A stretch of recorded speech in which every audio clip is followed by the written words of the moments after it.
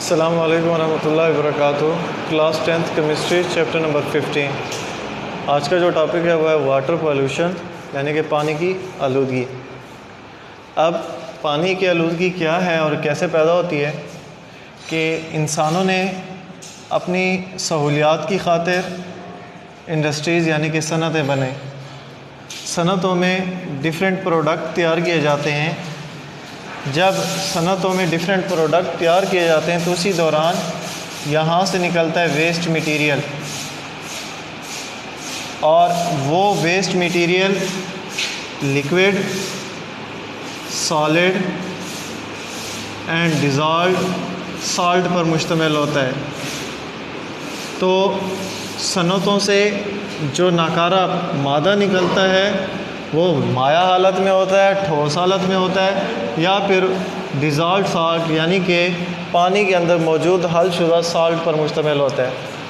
तो इसी नाकारा मादे को डाल दिया जाता है वाटर रिसोर्सेज के अंदर, पानी के ज़खायर के अंदर। जब इसी नाकारा पानी को वाटर रिसोर्सेज में डाला जाता है तो वाटर रिसोर्सेज जो हैं वो नॉट यूजेबल होते हैं फॉर ड्रिंकिंग, यानी कि पीने के काबिल नहीं रह पाते, और इस प्रोसेस को नाम देते हैं वाटर पोल्यूशन का, पानी की आलूदगी का। यानी कि पानी के ज़खायर का आलूदा हो जाना।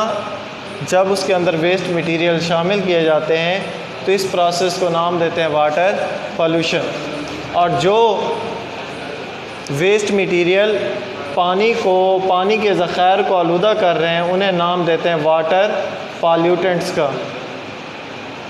पॉल्यूटेंट्स ऐसे वेस्ट मटेरियल होते हैं जो वाटर के स्ट्रक्चर को, वाटर की कंपोजिशन को चेंज कर देते हैं। इस तरह के वेस्ट मटेरियल को वाटर पोल्यूटेंट्स कहते हैं। और जब वाटर पोल्यूटेंट्स वाटर रिसोर्सेज में ऐड किए जाते हैं तो जो वाटर होता है वो ड्रिंकिंग पर्पज़ के लिए इस्तेमाल नहीं हो पाता। इस किस्म की प्रोसेस को वाटर पोल्यूशन यानी कि पानी की आलूदगी कहते हैं। और जो वेस्ट मटेरियल पानी में डाले जाते हैं उन वेस्ट मटेरियल को वाटर पोल्यूटेंट्स कहते हैं। फिर एक और टर्म है एफ्लुएंट्स। एफ्लुएंट्स ऐसे वेस्ट मटेरियल होते हैं जो कि खारिज होते हैं सिर्फ इंडस्ट्रीज़ से। तो इंडस्ट्रीज़ से खारिज होने वाले वेस्ट मटेरियल कहलाते हैं एफ्लुएंट्स। और जो एफ्लुएंट्स होते हैं ये कंपोजिशन के लिहाज से, बनावट के लिहाज से लिक्विड स्टेट में होते हैं। और ये जो लिक्विड होता है ये मुश्तमिल होता है सॉलिड और डिज़ॉल्व्ड साल्ट पर। तो एक ऐसा लिक्विड जो सॉलिड या डिज़ॉल्व्ड साल्ट पर मुश्तमिल हो और वो लिक्विड डाला जाए पानी के अंदर, साफ़ पानी के अंदर, जिसकी वजह से साफ़ पानी भी आलूदा हो जाए, तो इस किस्म के वेस्ट मटेरियल को एफ्लुएंट्स कहते हैं। और एफ्लुएंट्स जो होते हैं वो 3 रिसोर्सेज से हासिल होते हैं। वो एफ्लुएंट्स इंडस्ट्रीज़ से भी हासिल हो सकते हैं जिसकी वजह से वाटर पोल्यूशन पैदा होती है। वो एफ्लुएंट्स एग्रीकल्चर सेक्टर से भी हासिल हो सकते हैं जिसकी वजह से वाटर रिसोर्सेज आलूदा हो जाते हैं। या फिर वो एफ्लुएंट्स हासिल होते हैं डोमेस्टिक लेवल से, यानी कि घरों में इस्तेमाल होने वाले नाकारा चीज़ों से, जिसकी वजह से साफ़ पानी आलूदा हो जाता है। तो एफ्लुएंट्स जो होते हैं वो दरअसल 3 टाइप्स के होते हैं। और एफ्लुएंट्स की जो नेचर होती है वो लिक्विड होते हैं, और उस लिक्विड के अंदर सॉलिड या डिज़ॉल्व्ड साल्ट मौजूद होते हैं। जो एफ्लुएंट्स हैं ये 3 तरह के हैं: इंडस्ट्रियल एफ्लुएंट्स और एग्रीकल्चरल एफ्लुएंट्स, या फिर डोमेस्टिक एफ्लुएंट्स। तो जो एफ्लुएंट्स हैं वो रिसोर्सेज के लिहाज से 3 तरह के हो सकते हैं: industrial effluents, agricultural effluents and domestic effluents. तो सबसे पहले जो पढ़ने जा रहे हैं वह एग्रीकल्चरल एफ्लुएंट्स। एग्रीकल्चरल एफ्लुएंट्स ऐसे वेस्ट मटेरियल हैं जो कि हासिल होते हैं एग्रीकल्चर सेक्टर से, इस तरह के एफ्लुएंट्स कहलाते हैं एग्रीकल्चरल एफ्लुएंट्स। यानी कि effluents are the waste material driven out from agriculture sector is called agricultural effluents. तो ज़राअत की सनत से हासिल होने वाले एफ्लुएंट्स कहलाते हैं एग्रीकल्चरल एफ्लुएंट्स। और ज़राअत के सेक्टर में जो एफ्लुएंट्स हासिल होते हैं वो बेसिकली दो टाइप्स के होते हैं, in the shape of fertiliser या in the shape of pesticides. तो जो एग्रीकल्चरल एफ्लुएंट्स होते हैं, जो एग्रीकल्चरल सेक्टर से हासिल होते हैं, वो बेसिकली दो नेचर से हासिल होते हैं, दो नेचर के होते हैं, फर्टिलाइज़र एफ्लुएंट्स या पेस्टिसाइड से हासिल होने वाले एफ्लुएंट्स। अब फर्टिलाइज़र होते क्या है? फर्टिलाइज़र दरअसल ऐसे केमिकल्स होते हैं जो कि इस्तेमाल किए जाते हैं for the better growth of crops. ऐसे तमाम केमिकल जो कि फ़सलों की बेहतर नशोनुमा के लिए इस्तेमाल किए जाएँ, वो केमिकल फर्टिलाइज़र कहलाते हैं। और फर्टिलाइज़र का दूसरा काम है increase the fertility of the soil, ये ज़मीन की ज़रख़ेज़ी में भी इजाफ़ा करते हैं। तो ऐसे तमाम केमिकल जो फ़सलों की बेहतर ग्रोथ यानी कि बेहतर नशोनुमा के लिए इस्तेमाल होते हैं और ज़मीन की ज़रख़ेज़ी को बढ़ाते हैं, वो तमाम केमिकल्स कहलाते हैं फर्टिलाइज़र। फर्टिलाइज़र जो हैं ये ऑर्गेनिक नेचर के भी हो सकते हैं या इनऑर्गेनिक नेचर के भी हो सकते हैं। दूसरा है पेस्टिसाइड। पेस्टिसाइड ऐसे तमाम केमिकल्स हैं जो कि इस्तेमाल किए जाते हैं यूज्ड टू किल पेस्ट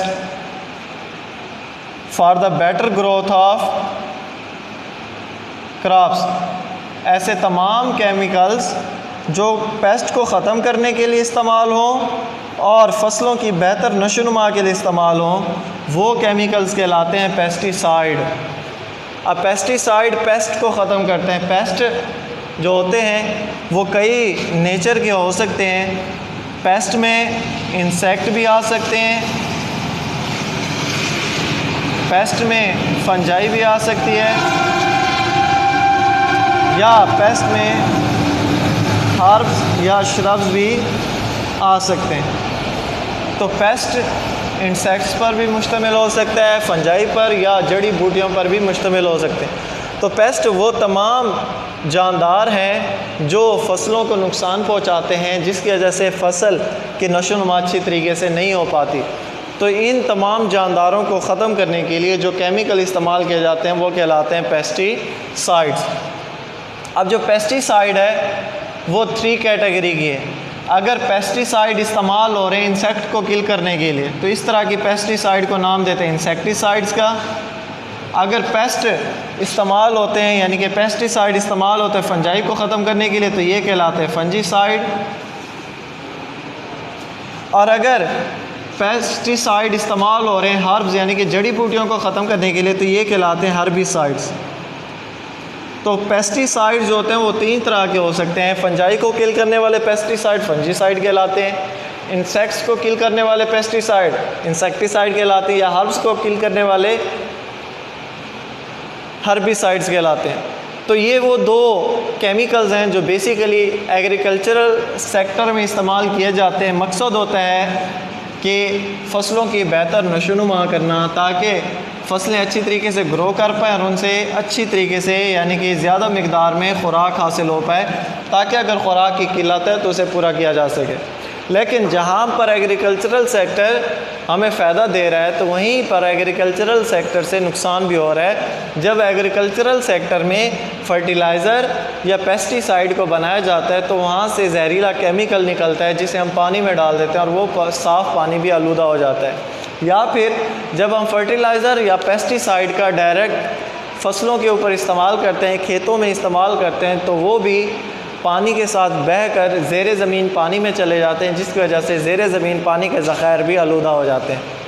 अब होता क्या है, चाहे फर्टिलाइज़र हो या पेस्टिसाइड हो, अगर हम बात करते हैं सबसे पहले फर्टिलाइज़र की, तो जो खादें होती हैं ये बेसिकली सॉलिड स्टेट में होती हैं, ठोस हालत में होती है। मार्केट में क्या किया जाता है, जिस जगह पर फसलें उगाई गई हैं, अगर फसलों की बेहतर नशोनुमा करनी है तो वहाँ पर क्या डाला जाता है, फर्टिलाइज़र।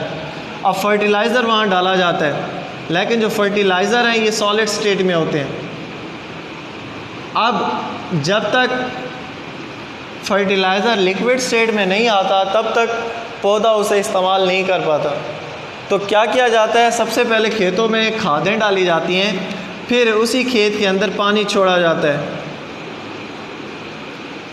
और इस प्रोसेस को नाम देते हैं एरीगेशन का, यानी कि आबपाशी का। तो इसमें होता क्या है कि फसलों के अंदर पहले खाद डाली जाती है, फिर उसी के अंदर पानी डाला जाता है। तो जैसे ही पानी जाता है वो पानी इस खाद को अपने अंदर डिज़ोल्व कर देता है। अब ये जो पानी होता है ये सतह के ऊपर नहीं ठहरता, बल्कि ये पानी नीचे चला जाता है, नीचे बह जाता है और इस प्रोसेस को नाम देते हैं लीचिंग प्रोसेस का, यानी कि पानी का सतह से नीचे की तरफ बह जाना लीचिंग प्रोसेस कहलाता है। अब जो पानी नीचे की तरफ जा रहा है उसमें फर्टिलाइज़र डिज़ोल्व है, यानी कि जहरीले केमिकल डिज़ोल्व है, और यही जहरीले केमिकल वाला पानी नीचे बहते बहते पहुंच जाता है ग्राउंड वाटर के अंदर। और जो ग्राउंड वाटर है ये बिल्कुल साफ़ पानी होता है। इसी साफ़ पानी के अंदर फर्टिलाइज़र वाला पानी ऐड हो रहा है, जिसकी वजह से ग्राउंड वाटर आलूदा हो जाता है। जब इसी ग्राउंड वाटर को हम यूज़ करेंगे पीने के मकसद के लिए, तो ये ग्राउंड वाटर ऑलरेडी पोल्यूटेड है। तो जब ये पोल्यूटेड वाटर हम पीने के मकसद के लिए, यानी कि ड्रिंकिंग पर्पज़ के लिए इस्तेमाल करेंगे, तो हमारे अंदर ये केमिकल ऐड हो जाते हैं, जिसकी वजह से हमारे जिस्म के अंदर बीमारियां पैदा होना शुरू हो जाती हैं। तो ये है फर्टिलाइज़र का नुकसान। दूसरा है पेस्टिसाइड, कि जब पेस्टिसाइड को इस्तेमाल किया जाता है कीड़े मकोड़ों को, फंजाई को या हर्ब्स को किल करने के लिए, ख़त्म करने के लिए, तो जो पेस्टिसाइड्स होते हैं, पेस्टिसाइड बेसिकली लिक्विड हालत में होते हैं, लिक्विड स्टेट में होते हैं।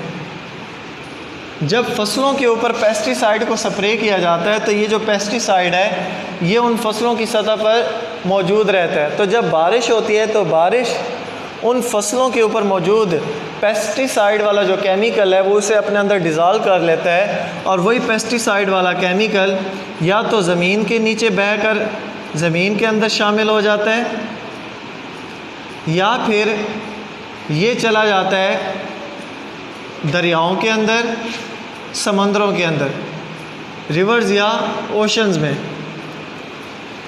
तो पेस्टिसाइड वाला जो केमिकल है ये बारिश के पानी के साथ बहकर या तो ज़मीन के अंदर शामिल हो जाता है, या फिर ये शामिल हो जाता है दरियाओं और समंदरों के पानी में। अब जो पेस्टिसाइड होते हैं, पेस्टिसाइड में बेसिकली दो तरह के सॉल्ट ज़्यादा मौजूद होते हैं, एक नाइट्रेट और दूसरा फॉस्फेट सॉल्ट। तो पेस्टिसाइड के अंदर ये सॉल्ट बहुत ज़्यादा मिकदार में पाए जाते हैं।